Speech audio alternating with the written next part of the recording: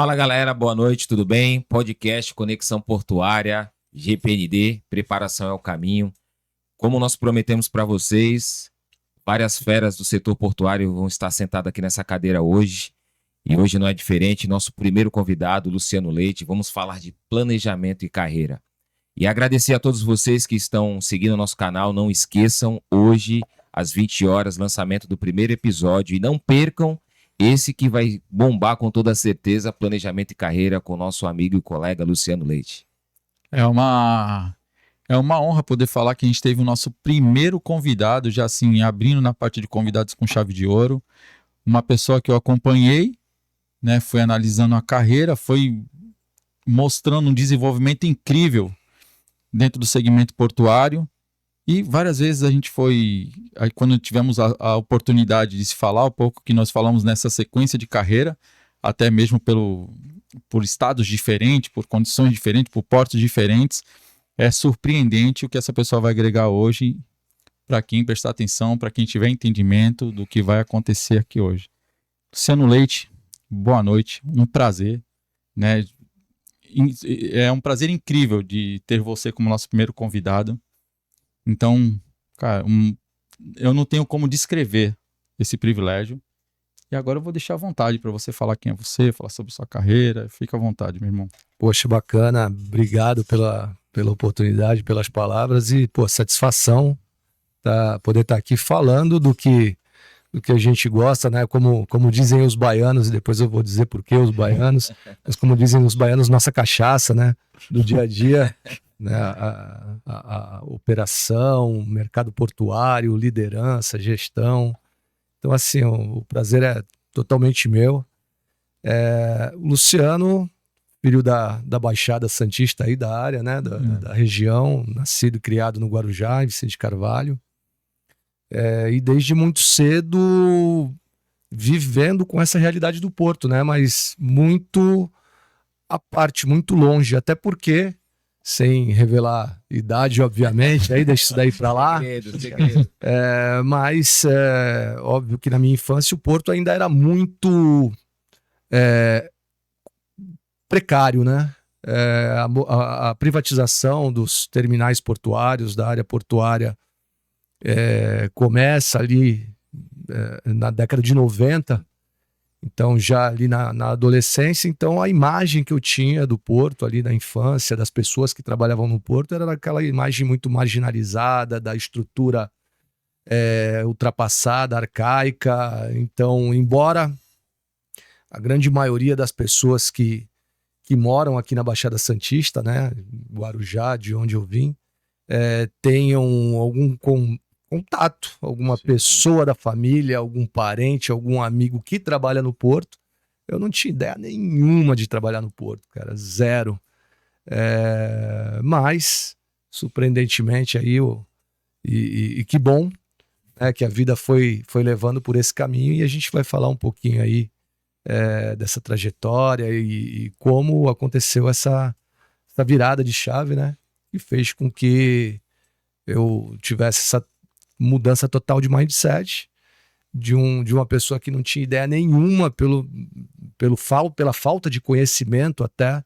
Isso acontece com muitas pessoas que moram na região, né? Embora a economia da cidade passe pelo Porto, o maior porto da América Latina, para mudar esse mindset, e hoje tá totalmente envolvido e viciado aí nessa maluquice que é o mercado portuário. Maluquice boa. Então, que maravilha. Você tá com papel? Você tá com caneta na mão para anotar? Cara. Então pega. Então vou te dar uns 10 segundos para você correr, para você pegar e para você anotar tudo que vai ser falado aqui hoje. Luciano, presente nosso. Opa! É isso aí. GPND, uma canequinha que você tomar os cafés aí, vários insights, com certeza vai surgir aí dentro dessa caneca. Isso aqui vai gerar curiosidade na minha mesa lá, pra galera perguntar o que é o GPND. E obrigado, tá? Obrigado mais uma vez aí pela participação e por esse momento rico, que nós somos os primeiros privilegiados com essa fera aqui do setor, e vão absorver bastante. Demais, eu acredito que vai gerar, além do resultado que vai gerar, eu acredito que vão aparecer vários outros convites aí, se prepara. Trazendo essa tua história, aí, esse teu relato, né? Acho que muitos daqui, a própria família do Éder, o Fábio não sei também se teve a família linkada, né, ao Porto, mas a gente também, a própria, como eu falei, a família do Éder, meu pai, meu avô, tios que foram doqueiros ou trabalharam com café. Meu pai trabalhou 39 anos em agência de navegação, então o link, né, com o Porto ele é muito forte. E eu acompanho um pouco o teu LinkedIn, a gente foi lá para estudar um pouco do Luciano e a gente viu aonde o Luciano começou, né? Pelo menos o que está lá, esses relatos iniciais seus, que você iniciou no polo petroquímico, né? Polo petroquímico não, lá em Cubatão, né? Nas indústrias em Cubatão. E a partir do momento que você entrou lá, né? Você começou a desenvolver o teu trabalho lá, que insight que você teve? Que momento que o Luciano falou assim, cara, eu almejo isso, eu almejo aquilo, hoje eu estou aqui, mas eu pretendo trilhar esse caminho. Então, como é que foi esse teu planejamento de carreira, né? Como é que tu planejou isso daí? Ou às vezes não, cara, eu não tive nenhum planejamento, mas eu estava no local certo e os planetas se alinharam e eu consegui, né, galgar e alcançar aquela oportunidade. Então, hoje tu tá numa posição, né, não de segurança, mas uma posição que tu conseguiu alcançar que tá mais estável, né?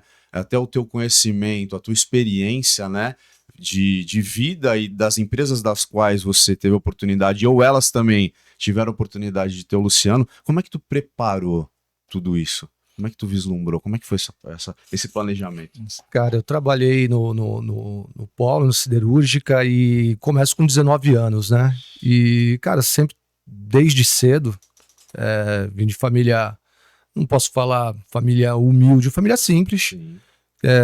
Meu pai trabalhou na Siderúrgica, né?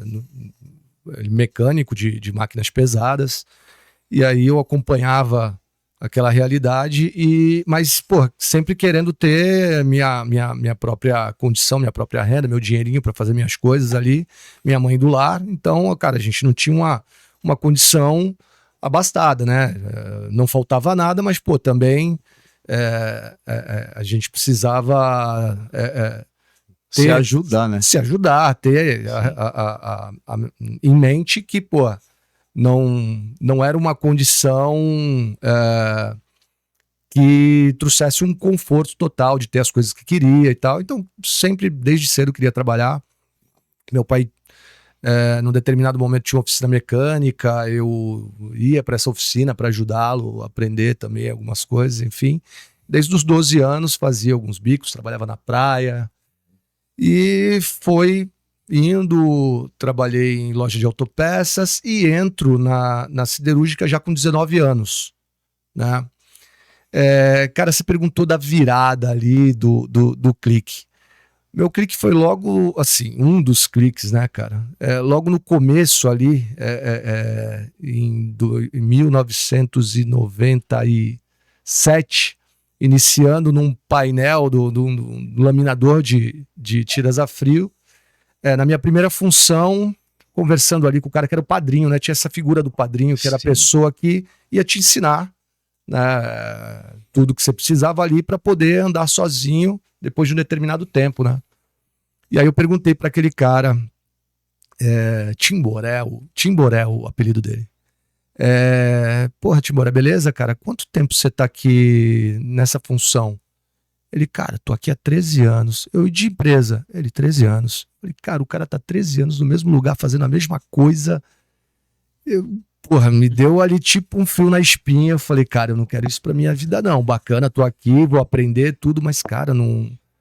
Imagina, né, como deve ser na mente né? Sim. Porra, você ficar ali fazendo a mesma coisa. Eu falei, cara, quero aprender coisas novas, quero evoluir e tal. Só que isso traz uma série de pensamentos. Você fala, porra, por que o cara tá tanto tempo fazendo a mesma coisa? E porque é difícil? Porque ele gosta? Porque não há oportunidade? Porque não é possível? Então aquilo deu um turbilhão de pensamentos sobre o que fazer e como fazer. E aí, inconscientemente, você acaba tendo isso todos os dias e procurando fazer coisas novas, aprender coisas novas, para que aquela condição não fosse a minha também, né? Então, uma coisa que foi inconsciente, eu acho que foi inconsciente, e tempos depois, lendo sobre isso, num livro de Napoleão Hill, a Lei do Triunfo, o nome do livro, uma das leis estava lá, cara, sempre faça mais do que você é pago para fazer. E, cara, eu já, por conta desse baque que eu tive, dessa conversa com o cara, eu exercitava isso meio que inconscientemente. Num determinado momento, eu me perguntava se aquilo era correto, porque as outras pessoas acabavam até abusando, né? Você ficava procurando coisas para fazer fora da tua... Eu ficava procurando coisas para fazer fora da minha atividade, para procurar ajudar, mas aprender também. E aí o cara tava do lado, falava, pô, o cara é burro de carga, deixa ele fazer o meu aqui que tá tudo certo. Geralmente as funções menos nobres, né? Sim. Pô, mas aquilo ali tava me ajudando. Inconscientemente, eu era muito novo, 19, 20 anos. E acaba que com menos de 2 anos de empresa, com 21 anos, eu assumi minha primeira função de liderança nesse equipamento. Passei a atuar como líder de operações. Cara, para mim, quando recebi essa informação, foi chocante, porque logo na primeira conversa, falando com uma pessoa de 13 anos de empresa, lógico que muito mais velha do que eu na época, que tinha acabado de entrar, e a grande maioria tinha esse perfil. Então, para mim, foi meio que apavorante, né? Como é que eu vou liderar, vou estar à frente de pessoas com tanto tempo, tanta experiência? Então, foi meio que foram dois cliques, né? O clique da conversa que eu tive, que fez com que eu ficasse meio apavorado de não querer ficar preso àquilo, fazendo a mesma coisa durante tanto tempo. E o clique depois de ter que assumir uma função de liderança por conta de toda essa caminhada curta, né? De menos de 2 anos, mas meio que inconsciente, fazendo isso consistentemente. Né, de estar me colocando ali à disposição de fazer coisas a mais do que eu era pago para fazer. Cara, maravilhoso. Eu acho que a história dele eu me espelhei agora e vivenciei um pouco, né? Fazer um pouco além do que tu é pago para fazer. Então, isso é sensacional. E hoje pela manhã, né? Olha que interessante. Hoje pela manhã, na empresa, eu tive uma conversa com uma pessoa, né, que está iniciando agora, uma pessoa nova, iniciando na empresa onde a gente está desenvolvendo, né? Que muitos pensamentos e reflexões dela vêm através disso. Ah, mas eu não ganho. Daí eu falei para ela, se você almeja ser, desenvolva-se e tenha atitudes como se você já fosse. Me lembrou também desculpa, né? Me lembrou também a historinha do vendedor de chinelo, né? O cara foi numa determinada região, ninguém usava chinelo. Daí ele falou, não quero esse cargo não. Aqui ninguém usa chinelo. Daí chegou um outro vendedor e falou, eu quero essa vaga. Porque aqui ninguém usa chinelo. Então tem aqui tem um vasto campo para eu trabalhar. Foi mais ou menos essa reflexão que eu tive. Tipo assim, ele viu uma oportunidade, ele podia ter tido um espelhamento e aquele, pô, por que o cara tá todo esse tempo aqui? Sim. Pô, se ele tá, alguma condição permitiu que ele ficasse isso e gerasse uma estabilidade de vida. Isso vem em cima também de muito de perfil comportamental. Sim. Se eu tenho um perfil comportamental estável e cauteloso muito aflorado, pô, absorvo isso, olha e falo, pô, se ele conseguiu ficar 13 anos eu tô com 19 já vou bater perto dos 30, olha o quanto já tenho de vida pela frente. Não, exatamente, o tipo de pensamento que poderia ter batido, né? Sim. O cara tem 13 anos aqui, ó, o cara tá estável, fazendo a mesma coisa, ele não precisa se esforçar mais do que isso, porque ele tá aqui com o trabalhinho dele, tá tudo certo, criando a família, com o salarinho. Mas então... quando você recebeu essa notícia, né, que você estaria novo, né, já assumindo um cargo de liderança, né, de líder ali de operações, mas você já tinha percebido alguma coisa também em volta, ou algum líder que já reparava isso em você e te forneceu um feedback, e também isso contribuiu muito, talvez essa postura desse líder contribuiu muito para o teu desenvolvimento e nessa continuidade de carreira de liderança, de líder? Cara, eu não, sinceramente, eu não me lembro de algo que direcionasse a isso. É claro que pelo esforço, né, muitas vezes, pô, bacana, tá indo bem e tal, tá aprendendo e tá tudo certo, mas eu não consigo me lembrar, sendo bem sincero, de alguma coisa que fosse assim, porra, continua nesse caminho que você vai ter nessa... Não teve uma Vai ter referência, essa- exatamente, assim. essa Só pegaram o teu recompensa. destaque e já potencializaram isso. Bom, aproveitou que foi o diferencial e É. já puxaram. Para mim foi muito mais pelo esforço. Uhum. O esforço E- gerou uma recompensa. exato, e para mim foi surpresa. Bacana. Eu achava que tinham algumas pessoas que estavam melhor posicionadas para essa movimentação. E aí, naquela cabeça com pouca experiência, né? Sim. Não, o cara tem muito conhecimento técnico, ele é o cara que está aqui há tantos anos, é o cara que merece. Então, assim, eu não me achava preparado para aquilo. Na minha cabeça, eu tinha muito caminho ainda para trilhar. E eu, quando fui colocado nessa posição, eu meio que quebrei um caminho lógico que existia ali. Né? Você tinha que passar pela função A, B, C, D para estar ali na quinta, Paradigmas. sexta, né? Na EF, que seria a de liderança. E eu passei pela A e pela B. E fui direto para aquela cadeira de liderança. Então, para mim, não estava muito, não estava muito lógico. Eu tinha ainda que passar pelas outras, porque historicamente sempre foi assim. As pessoas que tinham assumido tinham feito esse caminho. E aí, quando eu sou escolhido para essa cadeira, para mim foi um pouco chocante. Sim. Foi um pouco chocante e uma surpresa grande. E principalmente quando a gente é novo, né? E que tu se depara com muitas pessoas mais experientes e com mais tempo de empresa, né? Gera esse baque, né? Porque a gente fala, desculpa até o termo, mas a gente, mas pela idade não tem isso. É cara experiente, né? Macaco velho, que Exato. aquelas pessoas mais maliciosas, que conhecem a empresa, conhecem a dinâmica do jogo, né? E quando a gente é novo e assume uma posição como essa, a primeira reação que a gente cara, esses caras vão me mastigar. Esses caras vão me engolir, né? Às vezes é o sentimento que a gente traz, mas hoje eu queria até falar com esse gestor teu que te promoveu, que esse cara foi visionário, velho. Não sei se ele ainda tá com a gente, É verdade. mas esse cara, eu acho que ele enxergou algo que nem ninguém tinha enxergado e hoje quando ele te vê, não sei se tem contato ainda, né? Se sim ou não, mas hoje, né? E verificando e sendo testemunha, né? Da onde você chegou, pô, esse cara ele tá completamente Na verdade, diferente. assim, como nós falamos muito de liderança, o que é notório é que você tem uma característica muito forte das pessoas que são líder nato, né? Que é ser inconformado. Então, o primeiro paradigma que você já quebrou aqui, né? Que é para muitos, né? Peguem essa dica. Você, humildemente, você viu, reconheceu, cara, o cara é muito bom no que ele faz, mas, cara, eu não quero passar 13 anos fazendo a mesma coisa. E aí você já foi se desafiando, né? Então você quebrou um paradigma, eu acredito, né, com um pouquinho de experiência sobre liderança, porque, cara, alguém enxerga, sempre tem alguém enxergando. Dentro da empresa sempre tem alguém vendo. Eu falo porque a gente também passou por isso. E aí quando você fala assim, cara, eu falo isso pra ti, sabe por quê? Porque quando eu entrei na minha primeira posição no Porto, eu era auxiliar de digitação. Eu era aquele cara que ia lá pro pátio regulador cadastrar a nota fiscal. E, cara, dei graças a Deus, né? Eu passei um dia no Porto, toquei a mão na empresa pela qual eu sonhava.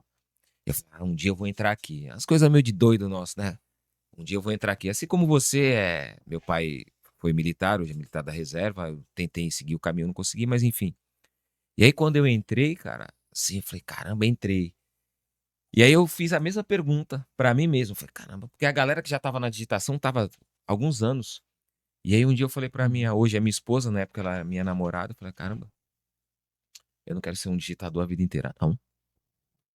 Ela assim, não, mas calma, você tá entrando. Eu falei, não, tô falando de forma humilde, eu não quero, porque eu acredito que um porto tem muitas oportunidades. E aí naquela época, né, como na sua época você falou de mindset, nós falamos muito, né, o GPND ele tem um módulo que ele fala muito sobre modelo mental, porque modelo mental muda toda hora, né, Luciano? Imagine Pois é. nós que passamos aí, na verdade, você pensa hoje sobre um determinado assunto, toma uma decisão, Mas amanhã, dependendo da decisão e o impacto no negócio, você vai tomar ela de outra forma. E até pegando o gancho, né? Você foi muito visionário e mais visionário foi o gestor que te colocou Pô. na posição de líder. Tem uma pergunta que é muito curiosa para nós, né? O que você observa nas novas gerações, né? Te surpreende e o que te preocupa em relação a propósito e direção? Você já entrou, como você mesmo disse, não era do segmento, era a primeira experiência, mas, cara, você já teve um gatilho ali. E ver oportunidades, nós falamos isso muito para as pessoas, de desenvolver outras coisas, porque você está dentro de um terminal e você pode aprender multi-coisas, né? Hoje é muito visto assim, não vou fazer isso porque, pô, isso não é da minha função, né? Não vou fazer isso, e às vezes o cara tá perdendo uma baita oportunidade até de se encontrar com alguma coisa. Como que você enxerga isso hoje, falando, talvez não só da geração Z, né? Você chegou onde chegou, mas hoje você abaixo, você consegue olhar de forma macro, 360. O que te preocupa hoje quando você olha assim as gerações hoje? Cara, eu acho que a facilidade da informação hoje gera facilidades, gera oportunidades, mas por outro lado, eu acho que deixa o pessoal um pouco menos aplicado no que faz, né? Se aprofunda menos, quer resultados imediatos. E assim, tem todo esse lance da característica da geração Z, e aí já tá mudando, já tem, acho que, nem sei qual letra tá mais, Eu também. os millennials e tal, enfim. Mas a gente ouvia muito falar que o mundo VUCA, depois mundo Bunny, tudo que foi trazendo, né? Sim. Ansiedade, volatilidade e tudo mais. Então, assim, eu acho que a facilidade que o mundo da internet, da informação fácil trouxe, deixou o pessoal, foi deixando as gerações com pouca gana, né? Não só a coisa da internet, mas você veja, hoje as novas gerações não têm tanto apego à função, apego à empresa, porque tá muito fácil. Você entra no LinkedIn, você coloca ali o teu perfil, Se cadastra contrata lá. uma consultoria de repente, contrata um job hunter, e aí o cara vai fazer uma maquiagem ali no teu perfil, colocar uns nomes bonitos ali das funções, da Umas tua palavras-chave, característica né? e tal. E, cara, tu vai estar atrativo e, de repente, porra, você tá numa outra empresa, fica 3, 4 meses, não, isso daqui não é para mim, eu vou para uma outra oportunidade. Então tá muito fácil. Na nossa geração, cara, você tinha que pegar, imprimir o currículo, bater na porta da empresa, comprar o jornal, olhar os classificados. Primeira mão. Cara, primeira mão. Pregou Falar da muito agora. tribuna, cara. Nossa. Vem Uma pra hora primeira ia mão. sair. Mas era muito difícil, então, quando você conseguia uma oportunidade, se agarrava com unhas e dentes, e aquilo ali, cara, você ia fazer o melhor, matava e morria por aquela posição, entendeu? Sim. Hoje está um pouco mais simples, então eu vejo as novas gerações com uma visão mais superficial. Se der certo, tranquilo, se não der, tá tudo certo. Aí entram passei muito tempo lá na Bahia, passei 11 anos, o pessoal falava muito isso lá. Eu acho que é meio que comum, os nem, né? Pô, nem trabalha, nem estuda, aí tá tudo certo. Verdade. Enfim, mas isso me preocupa bastante, né? Por outro lado, a tecnologia, a facilidade da internet traz outras oportunidades. Sim. Né? Então, assim, quando a gente fala dos modelos de profissão, você pode expandir pra caramba hoje. Eu vou dar o exemplo da minha filha mais nova. Minha filha mais nova sempre quis ser arquiteta desde novinha, por influência, né? Porque tem uma arquiteta próxima, Sim. né? A esposa do meu sobrinho. E aí ela, desde novinha, falava isso, né? Porque tinha um exemplo ali e tal. Cara, o que o arquiteto há 30 anos tinha como horizonte de carreira? Era fazer projetos, o cara tinha que desenhar pra caramba, tinha limitações de ferramentas. Sim. Eu não sei se 30 anos atrás já tinha AutoCAD, enfim, algumas outras ferramentas. Hoje a coisa está muito mais ampla. Você pode fazer um curso, criar um seu curso, vender na internet, vender numa plataforma, você pode afiliar pessoas ao teu curso, você fazer parcerias com empresas, fazer parcerias com franquias de venda de imóvel. Você tem um leque gigantesco, você pode promover isso daí por redes sociais, por plataformas.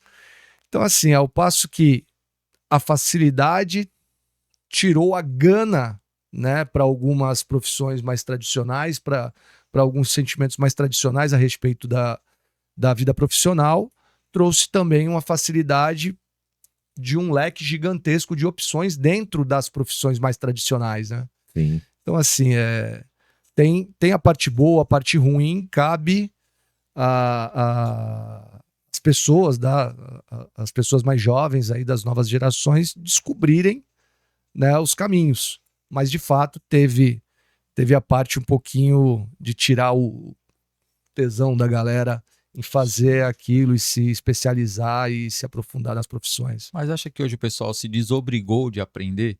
Porque a gente vê o seguinte, né? Porque nem, por exemplo, antes a gente tinha que ter o conhecimento aqui. A gente tinha que se aprofundar naquilo, a gente tinha que ter casca naquilo que a gente estava, no que estava trabalhando. Hoje não. Hoje, dependendo do que a gente vai falar, rapidinho eu te encontro a resposta para isso e parou de se acumular aqui porque a gente tem acumulado aqui. Então, na visão de vocês, né, já abro já para vocês acham que a gente tá se desobrigando realmente a aprender, já que a gente tem tudo isso exposto a qualquer momento, esse conhecimento? Cara, assim, não tem muito certo e errado nisso, mas de fato isso acontece, né? Para funções de liderança, dependendo da área, isso traz um generalismo que, claro, não pode ser muito superficial. Você tem que ter uma base técnica importante do que você faz. Entretanto, para outras profissões, acaba que isso traz uma facilidade. Você pegar, por exemplo, para um vendedor. Né? O vendedor, dependendo do que está vendendo, é mais um perfil da pessoa do que propriamente um conhecimento aprofundado técnico. É claro que tem técnicas de vendas. Sim. Cara, pô, um ótimo é diferente um bom vendedor de um ótimo vendedor, que o cara vai analisar questões mais acadêmicas, profissionais, técnicas. Mas o cara que é o vendedor nato, ele vai se ater às coisas mais comportamentais, e as partes técnicas ele vai usar das facilidades que a tecnologia está trazendo para ele. Então, assim, cara, não tem muito certo e errado dentro disso, mas de fato a gente está se desobrigando a ser o especialista, né? Cada vez mais generalista. Porque eu vejo assim o que acontece. A gente tem a diferença. A gente vem de uma geração do comportamento. A gente tinha um comportamento porque a habilidade ela era escassa. O conhecimento, o hard skill, ele era escasso. A gente tinha que correr atrás desse... Tudo isso que hoje tem na palma da mão, antigamente a gente tinha que correr atrás disso mesmo. Pagar, e geralmente a maioria dos cursos... Hoje você tem todo mundo fornecendo curso grátis pela internet, mas antes era na raça. Hoje a gente tem uma geração que tem a informação, então, ou seja, o que a gente tinha de comportamento já de família, o pai já impunha aquela condição de comportamento de família, de você ser o homem, o macho, o provedor da casa, aí você tem que ser disciplinado e não falte no trabalho e corresponda com as suas responsabilidades. A gente tinha que correr atrás dos hard skills. Hoje não. Hoje tu tem os hard skills a toda e a gente tem uma condição de não ter uma questão tão rigorosa em relação à disciplina na formação dessa nova geração. Né? Pelo menos é o meu ponto de vista, sendo agora provocando um pouco. Então, através dessas habilidades que estão disponíveis em larga escala no mercado, Talvez seja esse o problema das pessoas acharem que podem trocar de emprego a qualquer hora, de não se aprofundar em nada, porque é tanto conhecimento disponível que as pessoas acabam se achando especialistas sem ser especialistas. Cara, antes de tu responder, para complementar isso, ser especialista sem ser especialista, eu vou trazer um pouco para uma outra caixa aqui rapidinho, até para pegar essa contribuição do Luciano. A gente participou de um evento em São Paulo, da Startse, que ela falava, né, os especialistas em RH, eles falaram que essa nova geração vai trocar de emprego, de função, 32. dentro da atividade laboral dele, até 32 vezes. Olha que interessante. Daí você falou de gana, de profundidade, de tesão, de apego à função, que é o que a gente tinha, né? Pô, a gente demorava muito tempo pra arrumar um trampo. E quando tu conseguia, tu se agarrava, velho. Não vou soltar esse osso, mas nem ferrando, né? Não vou soltar esse osso aqui, é ruim, hein? E com essa visão que especialistas de RH trazem pra gente, né?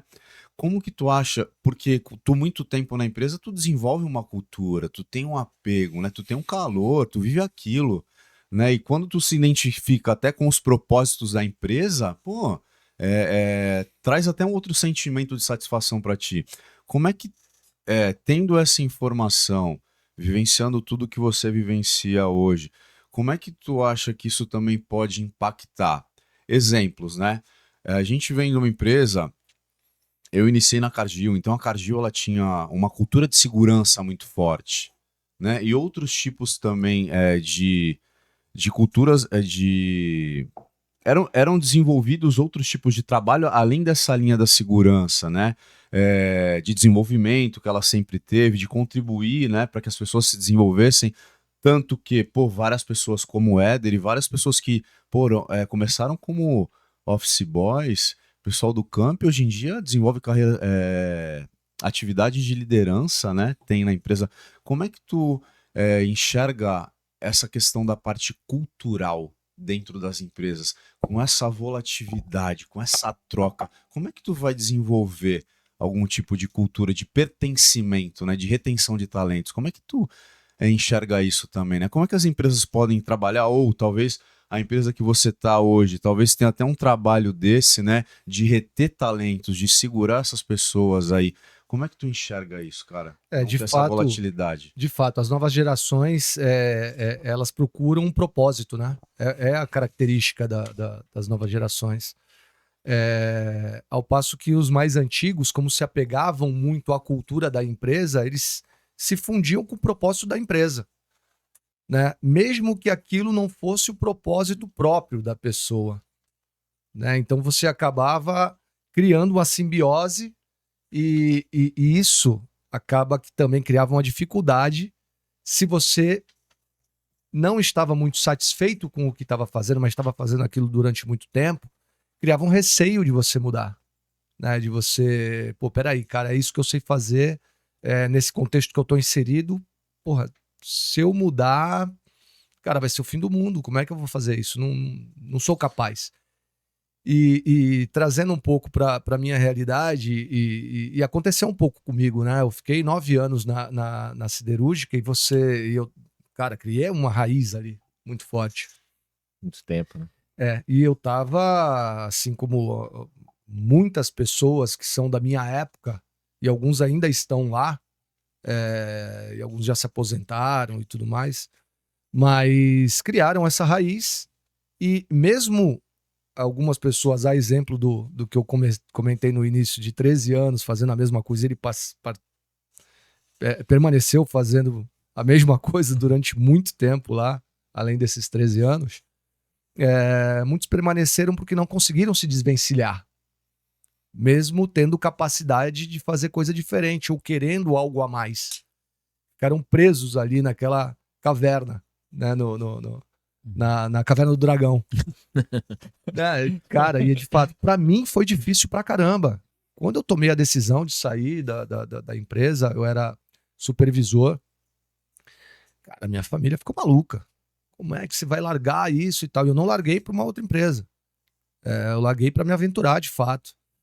E me aventurar, claro que Não é bem assim. Eu tinha um plano e tal. Sim, sim. Uma aventura controlada. Era uma aventura controlada que deu errado.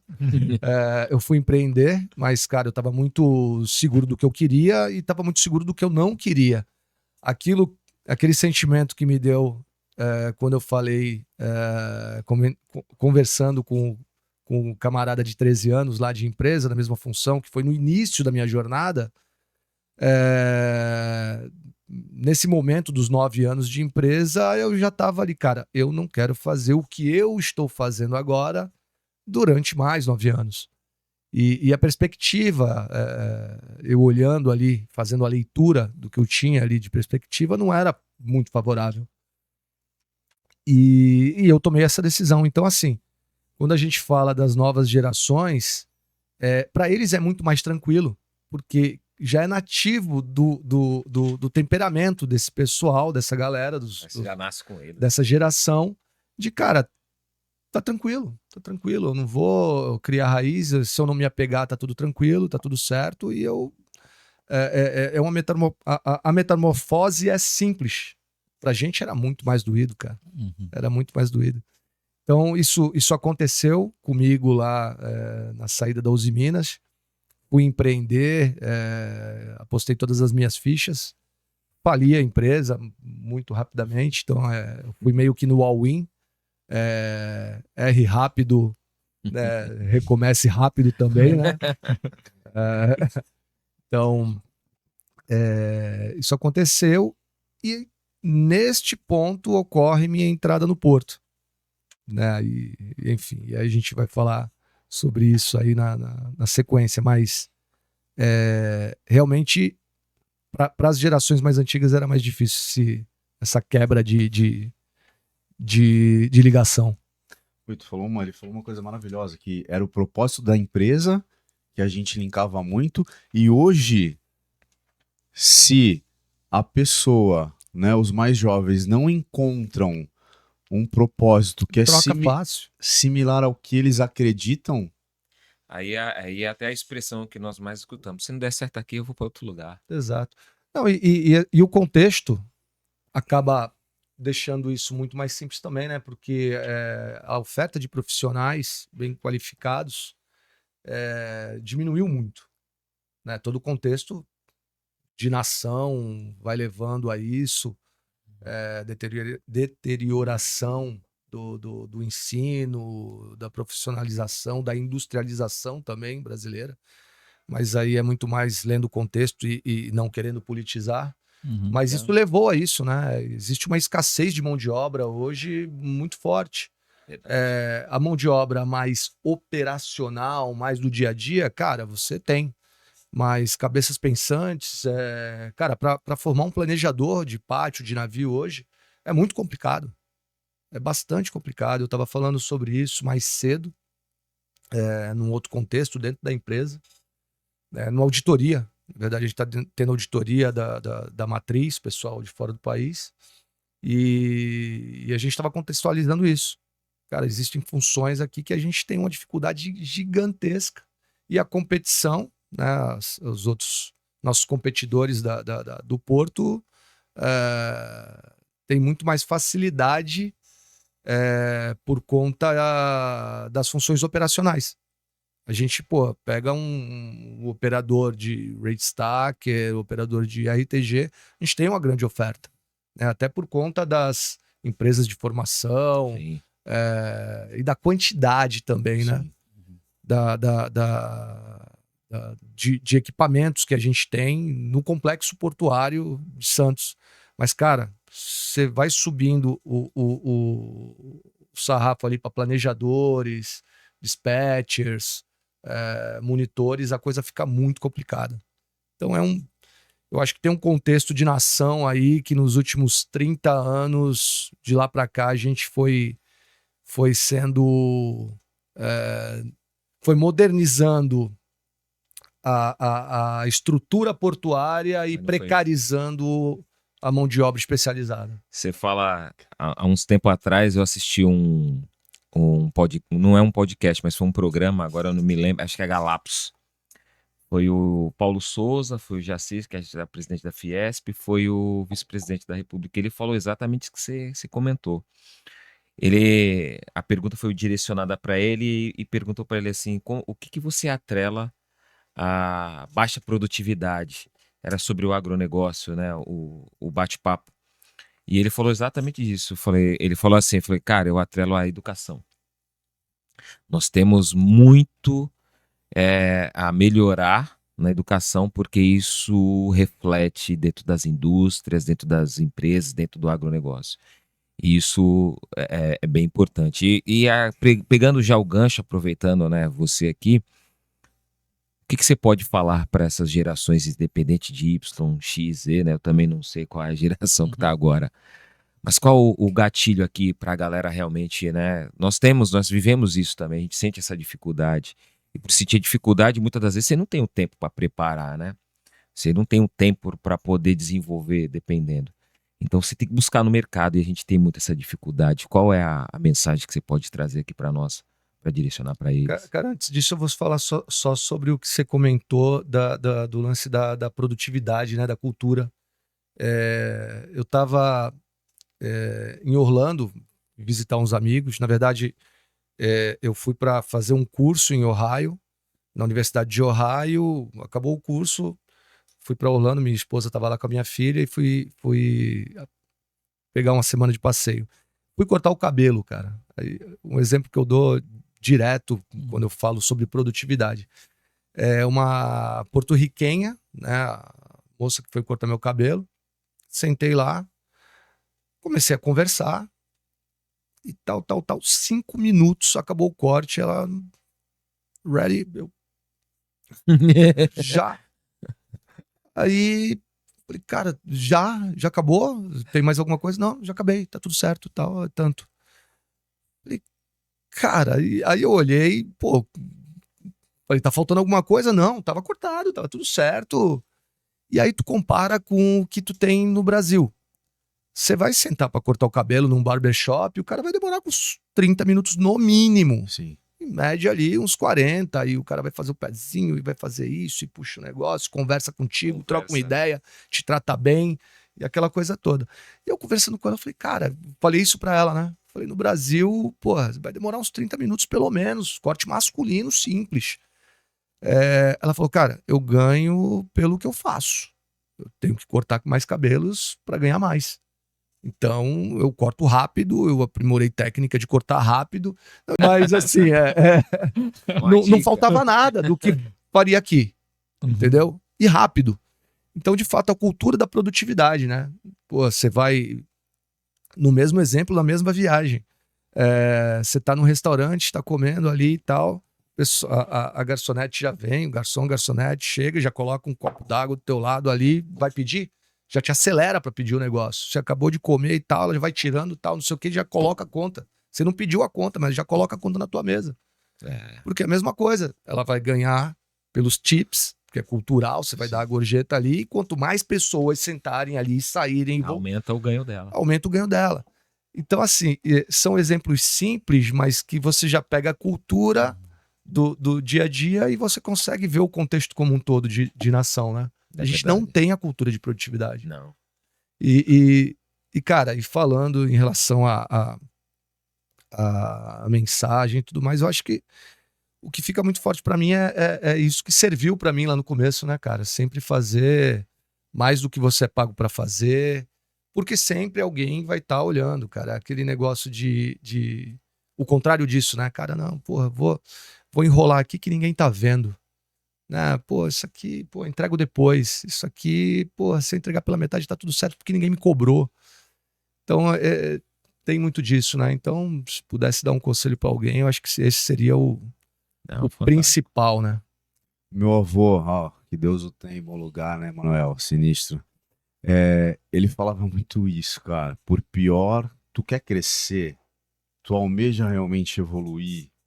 Por pior, se tu almeja, se tu quer, se tu tem essa ambição, se tu tem esse propósito, por pior que seja o trabalho que você esteja fazendo, por pior que seja, né, o trabalho que você esteja fazendo naquele momento, faz o teu melhor. Entrega com qualidade, porque sempre vai ter alguém vendo. Talvez algumas pessoas passem na tua frente, né? E isso não vai ser motivo para tu desistir, mas entrega o teu melhor, faz o teu melhor. Vai ter alguém vendo e uma hora a oportunidade vai aparecer. É batata. Pois é. Batata. E Daniel, falando de liderança, de grandes equipes e tudo mais, e atrelando isso a como lidar, né, com grandes equipes e não personalizar isso, né? Como é que, pô, você vai levar meritocracia com liderança pessoal, tete a tete, com 400 pessoas, com 700 pessoas? Isso é impossível.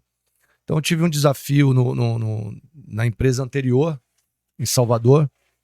Eu tinha 400 liderados lá, de funções diversas. E quando eu chego lá, isso em 2013, eu lembro de uma conversa que eu estava tendo com o coordenador de operações.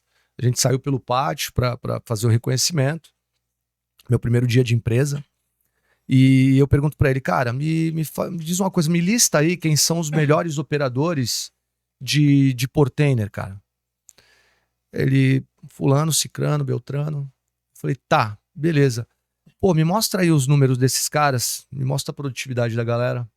Ele, pô, a gente não mede individualmente. Eu falei, como não? Ele, não, a gente não mede, a gente tem o resultado geral da equipe, do navio e tal. Eu falei, então como tu sabe que os caras são bons?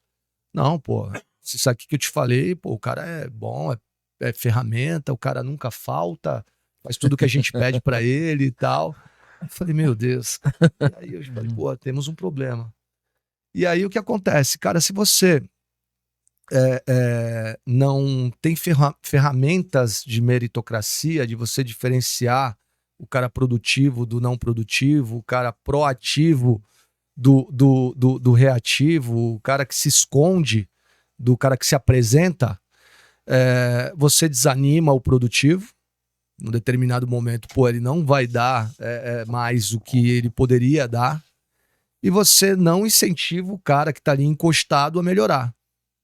E aí você acaba acabando com o clima da equipe toda, né? Aquele 70-20-10, né? Tu tem que resgatar o...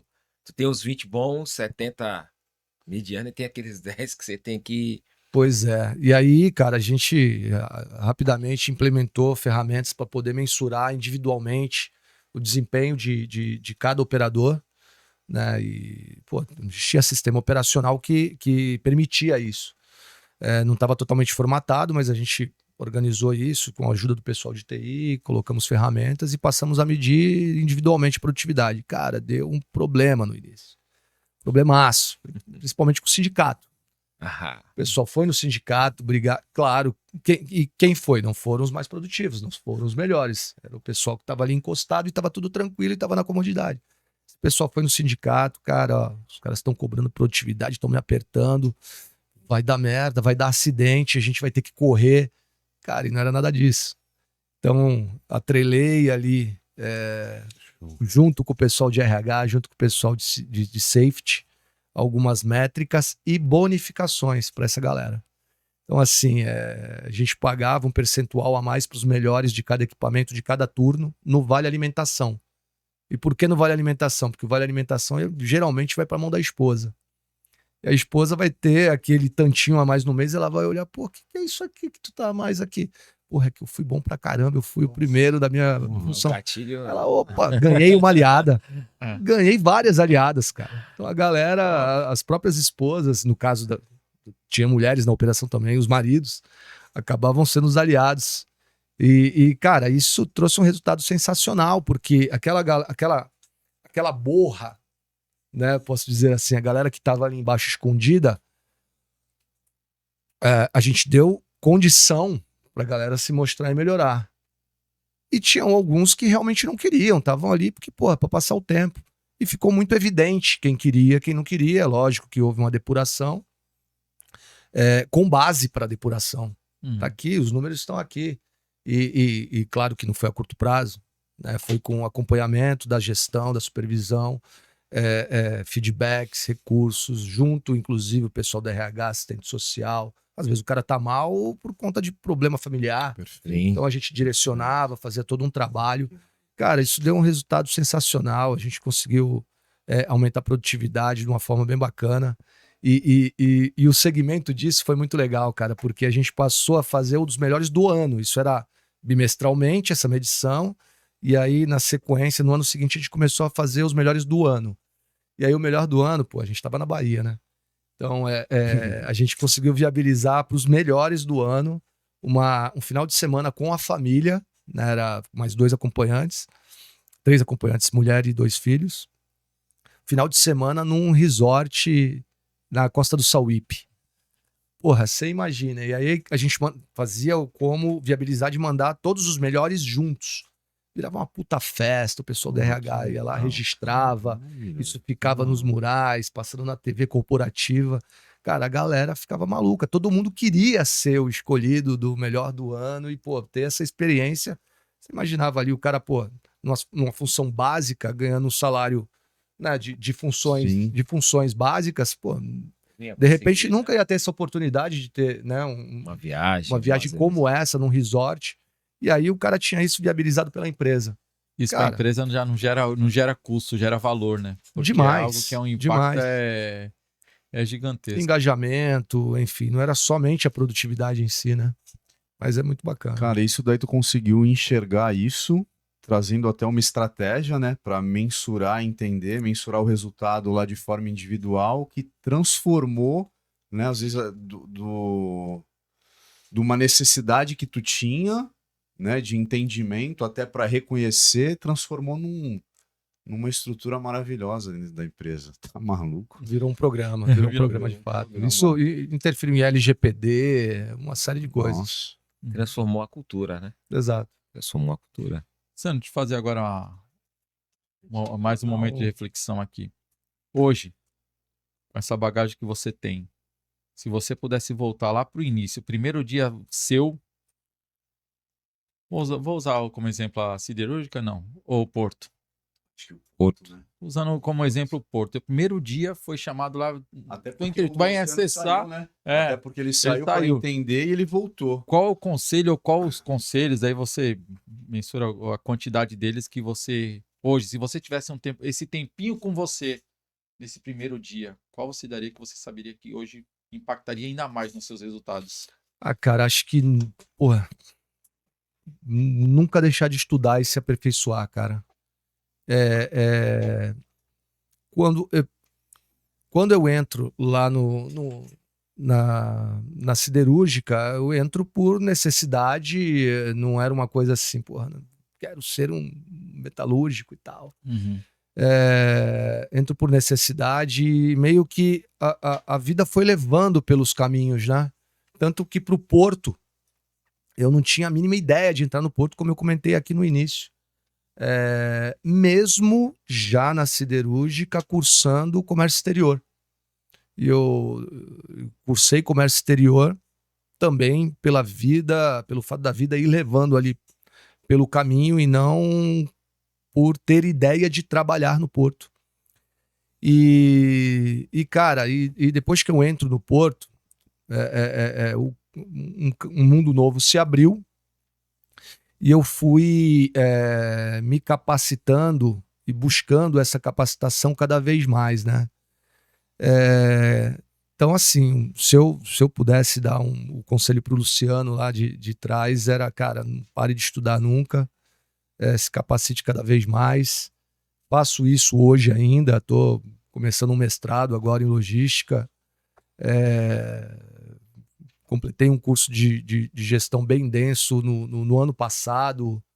Pô, e depois desse gatilho do Porto, pô, tenho cursos em mais de 10 países, tanto técnicos quanto um pouco mais abrangentes na área de finanças corporativas e outras disciplinas. Então, assim, cara, quem quiser de fato ter sucesso no que faz, se capacite. E aí a galera pode falar, pô, mas às vezes não tenho, né, condição, dinheiro agora para fazer um curso. Cara, na internet tem muita coisa, tem bolsa de estudos. Eu fiz curso fora do Brasil por bolsa de estudos. Eu fiz um curso de gestão de terminais de contêineres em Antuérpia com 100% de bolsa de estudos, inclusive com hospedagem por conta da bolsa e tudo mais. Então, assim, cara, tem bastante coisa no mercado. Existem cursos gratuitos da FGV, de gestão. Tem muita coisa, cara. E com a facilidade que a gente tem hoje de informação e acesso a isso pela internet, não tem desculpa para a molecada, para as novas gerações aí de não buscar capacitação, cara. Então, eu acho que é bem por aí. Maravilha. O nosso tempo tá acabando. Eu achei que a gente ia falar demais nesse tempo. Não, Tá maravilha, falando coisa, daria pra ficar nós temos mais um monte de tempo aqui. Eu ficaria mais 5 horinhas. Acredito que tem uma pergunta aqui que seria muito importante nós fazermos aqui pro Luciano. Ele falou dessa transição de ser empreendedor, era um projeto que você tinha, mas pegando a sua carreira sólida aí, qual foi o momento mais desafiador durante esses anos até aqui, né? Porque tem muito pela frente ainda. Mas qual foi o momento mais desafiador e o que você fez nesse momento para você? Cara, posso citar 2. Um foi essa parte da minha decisão de fazer a transição, né? De largar ali entre aspas, uma segurança, né? Da carreira na siderúrgica para poder empreender. E nessa transição, a falência, né? O ter quebrado, foi muito doloroso o momento, mas depois que passou e me recuperei, né? E todo o entorno, porque a família acaba sofrendo também e tudo mais. Hoje eu vejo essa falência, digamos assim, como o melhor MBA que eu poderia ter feito. Aprendi demais. Então, assim, essa transição fez com que eu entrasse no Porto. Logo depois, né, disso eu entrei na minha primeira posição de liderança portuária. E, cara, eu entrei, como se aquilo fosse um prato de comida que eu precisasse todo dia. Entrei dando voadora. Então, assim, foi uma transição que foi muito difícil, mas foi um momento importante. E já como gestor na área portuária, um momento extremamente difícil que eu tive, foi ter passado por uma situação de um óbito, né, dentro das operações as quais eu era responsável. Um motorista terceiro acabou falecendo dentro do terminal por conta de uma situação de queda de container, né, sobre uma carreta. Cara, esse foi um dos piores momentos profissionais que eu tive. Como lidar com aquilo, não só a parte de lidar propriamente com a situação, investigação, Ministério Público e tudo que envolve, o peso emocional que envolve, mas também, né, como o exemplo anterior, pegando a parte ruim e trazendo ensinamentos, cara, isso me trouxe muitos ensinamentos em relação a olhar para o entorno da operação de uma forma mais generalista. É muito comum, quem é de operações, você olhar somente para operações, você olha segurança do trabalho como algo que de repente está ali até para travar ou para tirar o dinamismo da operação. E, cara, eu passei a olhar para isso de uma forma totalmente diferente. Buscar conhecimento cada vez mais em relação a dispositivos de segurança dos equipamentos, intertravamento lógico, a parte de automação. Então, assim, foi um momento extremamente difícil, mas que também trouxe muitos aprendizados, e hoje é inegociável para mim, qualquer tipo de empresa que eu tô, qualquer tipo de operação que está sob minha responsabilidade, a parte de segurança dos meus liderados, cara. Sensacional. Isso dá assunto para mais um. Pessoas e tecnologias, né? Pessoas e tecnologias, entender a importância, né, disso. Isso é assunto para mais um podcast, Luciano, e a gente vai te convidar. E, pode ter certeza, né? Como a gente inclui, né, a parte de engenharia que não depende tanto das pessoas e como o comportamento também das pessoas influenciam muito também nas tomadas de decisão dela, que elas podem se expor a risco. Meninos, Isso aí. Agradecer mais uma vez, Luciano, pela oportunidade de estar aqui conosco, ter compartilhado aí tudo que você trouxe com muito peso, né? Muito valioso. Para nós aqui foi uma aula, né? E agora, tudo isso que você falou, acho que foi um grande finale, porque todos nós lidamos com pessoas todos os dias, né? Todos nós lidamos com situações de risco, né? Existem os lifesavers da vida, né? Que são tarefas de potenciais, né? De fatalidade. Então, quando você pisa no porto, você está sujeito, né? Então, para nós é muito valioso, né? E saber que nós temos uma frase, né? Segurança é valor, né? Sim. Nunca pode ser uma prioridade, né? Que a prioridade, de repente, ela muda. Exato. E aí a concepção do cara, ele vai tomar mediante a prioridade, ele deixa a segurança de lado e ele se coloca no risco, né? Então, isso para nós, o GPND, ele traz muito isso também. Não é só o sucesso, né? A carreira profissional, ela é uma soma, né? É uma soma do sucesso e dos insucessos. E que os insucessos aqui que fica para quem vai assistir, né? Sim, É demais. extrair o melhor, né? É como você falou, as maiores lições, elas têm que estar naquilo que você errou, ou naquelas situações mais complexas e difíceis, porque são elas que nos preparam, cara, e elas mudam a nossa ótica. Muda a nossa ótica sobre os valores, muda a nossa ótica sobre pessoas. Sim. E como nós, né, no nosso papel de responsabilidade, né, você falou de 400, 700, muitas das vezes eu liderei um time ali de 50, né, 100, mas sempre com esse mesmo viés, né? Cara, eu sair de casa é para gerar valor. Então, cara, te agradeço, né? Hoje é o lançamento do nosso podcast. Pô, que Né, responsabilidade, hein? Acesse o nosso canal, né? E você tá aqui no segundo episódio, cara. A galera tava, né? Toda semana, todo dia, quem vai participar? É de quem vai participar, Serrano. Cara, vão vir só pessoas de peso. Então, cara, meu muito obrigado, né? Fica aqui meu agradecimento pelo GPND, pelo Conexão Portuária, né? Alguns insights já anotei aqui, tenho a certeza que e eu já vou sair pelaquela porta ali com muitos gatilhos que você me trouxe hoje. Bacana. Luciano, para finalizar, o Fábio vai trazer, mas antes disso, te agradecer, tá? Pelo teu tempo, que a gente sabe que vocês o acompanham muito, como eu te falei. Aí o meu primo, que também tem e senta numa cadeira muito similar à sua, então a vida de vocês é, né, completamente conturbada com operações, é muito envolvimento, é muita coisa. Então, eu te agradecer pelo teu tempo, pela tua disponibilidade, agradecer ao Fábio, né, que fez esse link com você e trouxe essa oportunidade para a gente e também a oportunidade que a gente está fornecendo para as pessoas. Então, muito obrigado. Bem, eu só tenho a agradecer. Foi bom para você? Foi lindo. Pra gente foi ótimo. Obrigado, Luciano. Obrigado. E, gente, fica aí a dica.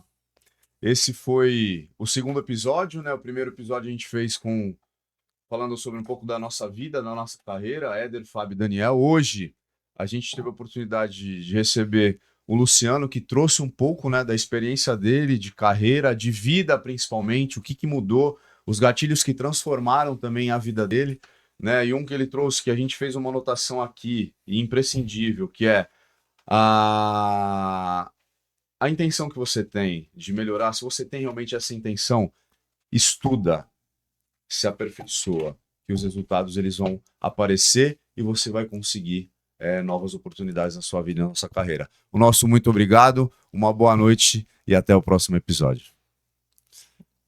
Boa. Boa, show.